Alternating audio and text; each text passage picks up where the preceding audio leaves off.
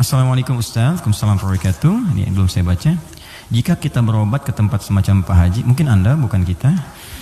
Saya tidak ikut. Oke. Jika Anda berobat ke tempat semacam Pak Haji yang orang sebut, lalu Anda dikasih obatnya, air minum, yang mendoakan, apakah itu masuk syirik atau bagaimana Ustaz? Mohon pencerahannya Ustaz. Tergantung.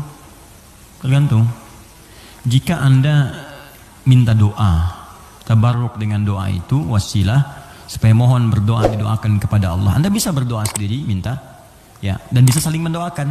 Nabi kadang saling mendoakan dengan sahabat, doakan. Bahkan Nabi minta dibacakan oleh Abdullah bin Mas'ud Al-Quran. Abdullah bin Mas'ud datang sini, coba bacakan surat ini. Kata Abdullah bin Mas'ud, ya Rasulullah, Anda kan yang Nabi, tapi saya ingin mendengar bacaanmu. Sesama sahabat saling mendoakan, biasa, saling ketemu, doakan, itu biasa. Dan boleh, adabnya boleh. Anda ketemu ulama minta doa. Dulu kami begitu, bertemu ulama minta doa, Syekh doakan kami, doa kami. Sekarang agak beda, orang ketemu Ustaz minta foto. Ketemu ulama minta selfie deh. Lengkapilah dengan doa yang ditempatkan di hati, itu doanya. Ya, doanya, minta doa kebaikan. Nah, boleh Anda silahkan kalau datang. Itu dalilnya diantaranya Quran surah ke-5 tadi ayat 35. Ya ayyuhalladzina amanu taqullaha wabtaghu ilaihil wasilah. Hai orang-orang beriman, tingkatkan takwamu kepada Allah, cari wasilah untuk mendekat kepada Allah. Apa diantaranya? Kisah yang paling tepat untuk menjawab ini adalah tentang Al-Fatihah itu. Jadi ada seorang yang sakit tadi, ya, kepala suku di Arab, sakit kemudian zaman itu, lalu dia minta kepada para sahabat, ngutus ajudannya, ya, untuk bertanya ada nggak yang bisa menyembuhkan. Kata sahabat, Allah yang sembuhkan. Datang didoakan dengan baca Al-Fatihah. Itu kan paling gampang. Ketika didoakan itu dengan baca Al-Fatihah, sembuh.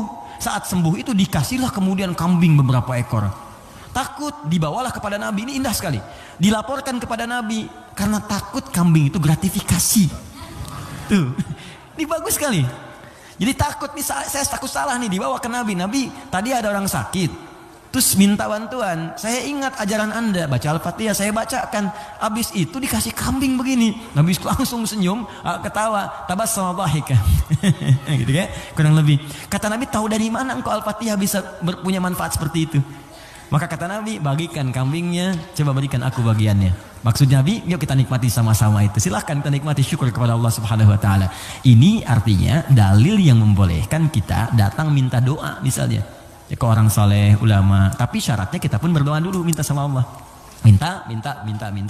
Lalu Allah lebih senang kita minta kepada Allah dengan bahasa hati kita. Setelah itu kita berwasilah minta pada orang saleh yang baik, minta kebaikan, lalu dia doakan kepada kita semua. Jelas sampai sini? Baik. Kalau ada yang khusus semacam tertentu, ada pengaruh jin atau apa, biasanya dia diangkat tuh. Mengangkat sesuatu yang bukan dari tempatnya. Ini bukan dari tempatnya, saya angkat. Ini spidol, tempatnya bukan dalam gelas. Lalu saya angkat. Jin tempatnya bukan di tubuh kita angkat.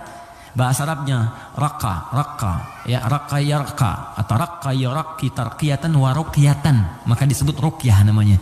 Terus ya, ada ruqyah. Ruqyah itu macam-macam, ada yang dengan bacaan saja, ada yang dengan air misalnya, air terus diminum, ya.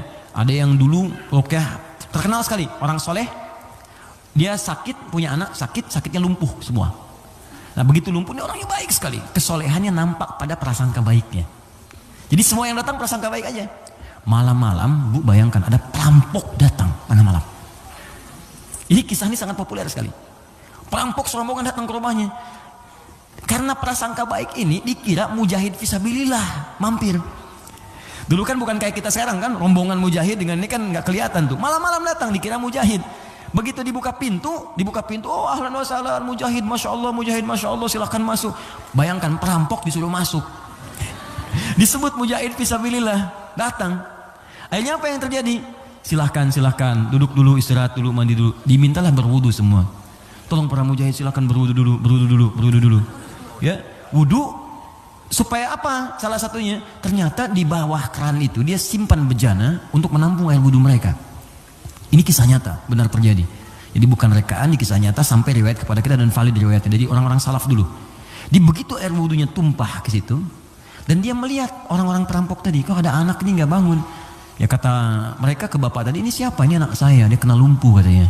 Oh gitu, udah duduk, dijamu dengan makan semua. Udah rapi, suruh wudu, makan, pulanglah mereka. Nah, begitu pulang, ini yang menarik. Beberapa pekan kemudian datang lagi. Dibuka lagi yang mujahid, katanya Masya Allah, Masya Allah. Yang buka siapa? Yang buka anak yang lumpuh tadi. Dibuka langsung, kaget loh. Kemarin kan lumpuh dia, sekarang bisa buka katanya kan. Lalu bapaknya keluar nyambut lagi, Masya Allah, Masya Allah, kami meraih keberkahan dari jihad Anda, Anda bayangkan. Karena positif thinking ya. Bertanya, ini kenapa bisa sembuh? Air wudhu, masih ingat gak air wudhu yang pernah engkau pakai itu dalam wudhu itu? Saya mandikan kepada anak saya, dengan izin Allah sembuh dia. Perhatikan ketika seorang berprasangka baik kepada Allah Subhanahu wa Ta'ala akan berubah segalanya. Lalu perampok tadi kemudian terjatuh semuanya, nangis tersungkur, sujud di hadapan Allah Subhanahu wa Ta'ala, nangis tobat di situ. Sebetulnya kami bukan mujahid, kami perampok katanya. Dan sebagainya, tobat. Jadi bayangkan hanya dengan wasilah anak yang lumpuh dalam keadaan tadi dia menjadi mulia seluruhnya. Ya, tapi ingat Syekh Hashim Muhammad Hashim bin Asy'ari Hadratus Syekh, pendiri Nahdlatul Ulama. Beliau mendirikan NU tanggal 31 Januari ya 1926. Itu beliau dirikan NU, punya kitab 19 kitab. Di kitab kedua namanya Risalah Ahlus Sunnah wal Jamaah. Di halaman yang ke-12 paling kiri sebelah bawah. Ya, itu beliau sampaikan begini. Hati-hati. Wa minhum al-abahiyuna, hati-hati ada aliran yang menyimpang di tanah Jawa. Itu diungkapkan di tahun 1333 Hijrah. Sekarang 1431. Sudah berapa tahun? Ya kurang lebih 100 tahun lah ya. Kurang lebih 100 tahun. Kata beliau, ada aliran abahiyun. Siapa itu? Tokohnya itu ahli zikir. Zikir. Tapi cara zikirnya melahirkan kesimpulan yang menyimpang. Apa kesimpulannya? Kalau sudah dekat dengan Allah, fala yantabiqu alaina al-amru wan nahyu. Karena sudah merasa dekat dengan Allah dengan zikirnya, maka sudah tidak berlaku lagi perintah dan larangan. Di salat sudah nggak berlaku lagi karena salat itu masih latihan. Kalau zikir sudah dekat dengan Allah, nggak usah salat lagi. Maka kalau Anda menemukan yang seperti ini, kata beliau, jauhi, karena itu mengajak pada kesesatan. Anda datang tiba-tiba, ya mungkin panggilannya kiai gitu kan, ya pakai jubah lebih lebar daripada Batman, kadang-kadang kan tertukar lah sekarang atribut kiai dengan dukun itu disama-samain, ini susah gitu kan. Pakai datang Anda konsultasi, nanya, Anda nggak tahu, karena nggak tahu, tiba-tiba waktu zuhur tiba, Allahu Akbar, Anda tanya, Pak Yai kok nggak sholat dulu kita? Ada ini, kalau Pak Yai fisiknya di sini, rohnya sedang sholat. Kalau yang seperti itu tandanya dukun, tinggalkan, jauhi. Ya, kata beliau disebut sesat, kata beliau ya.